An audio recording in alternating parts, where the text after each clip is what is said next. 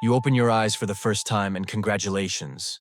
You're worthless, not metaphorically, literally. Your father did the math. A mule costs 600 denarii. You? 400. On a good day. You're born in a crumbling insula somewhere in the Subura, Rome's armpit. Your mother dies giving birth to your third sibling. Your father drinks what little money exists, and you eat when there's extra. There isn't. By 5, you've learned to stay quiet.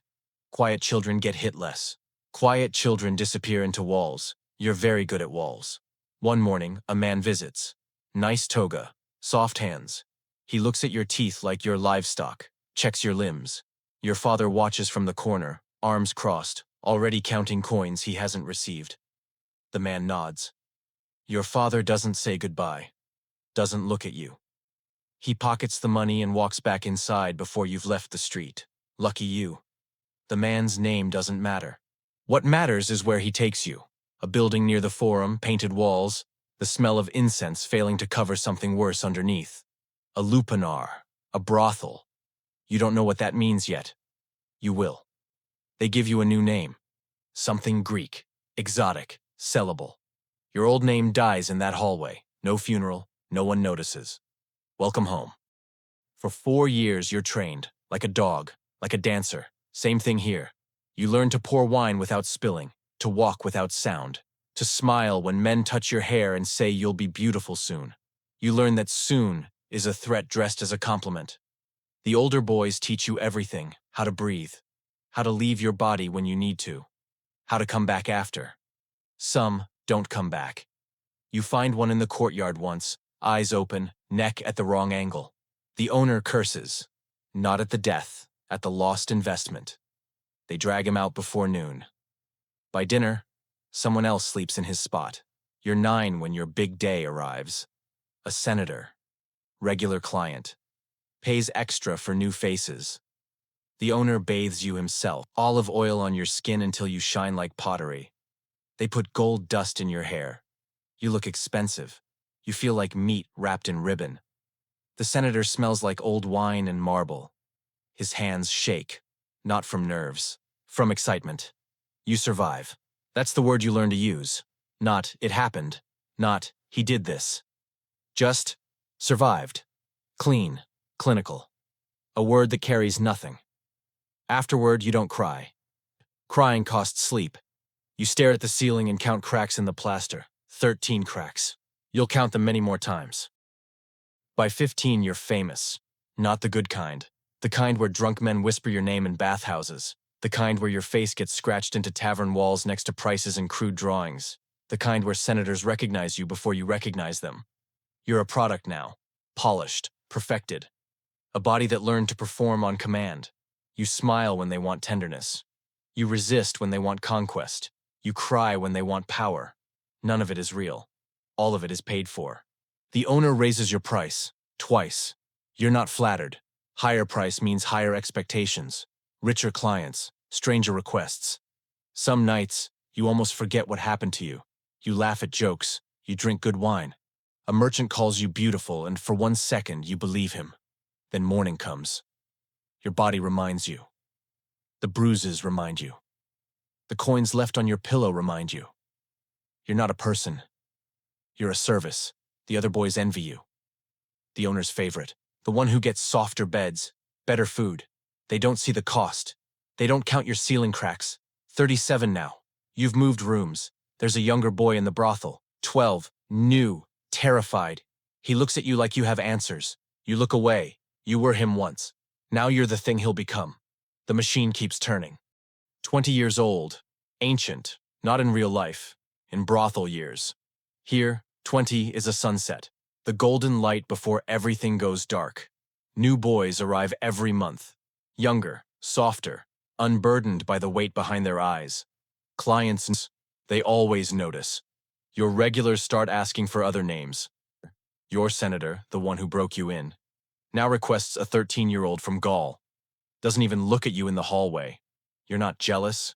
You're relieved. And that relief terrifies you. The owner moves you to cheaper shifts. Late nights, rougher clients, men who can't afford tenderness and don't want it anyway.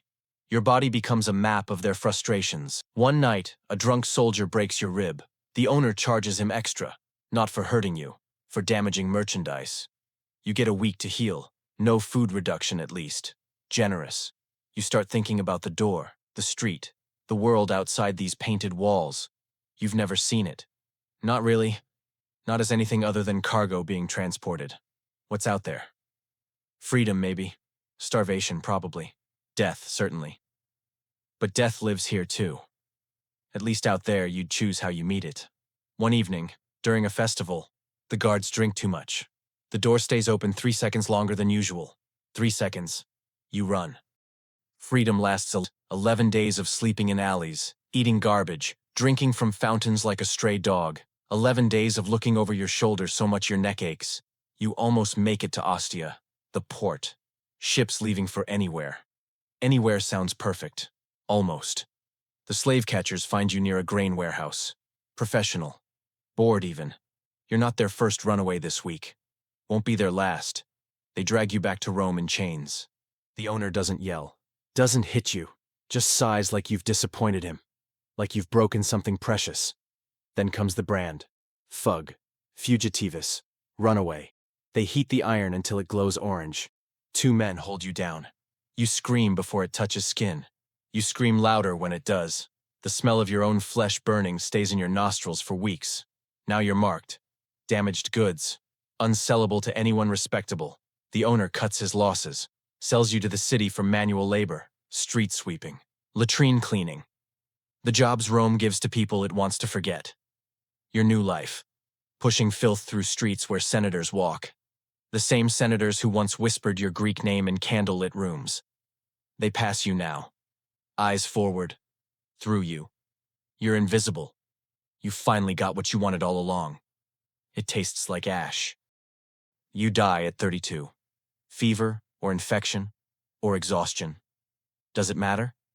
Your body gives up the way a candle gives up. Not dramatically, just quietly, without announcement. One morning you don't wake up. Nobody notices until your shift goes unfilled. No funeral.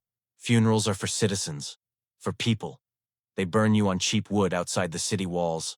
The kind of pyre reserved for criminals and slaves and stray animals. Quick, efficient, economical. Your ashes go into the Tiber. The same river where senators bathe. Where children play.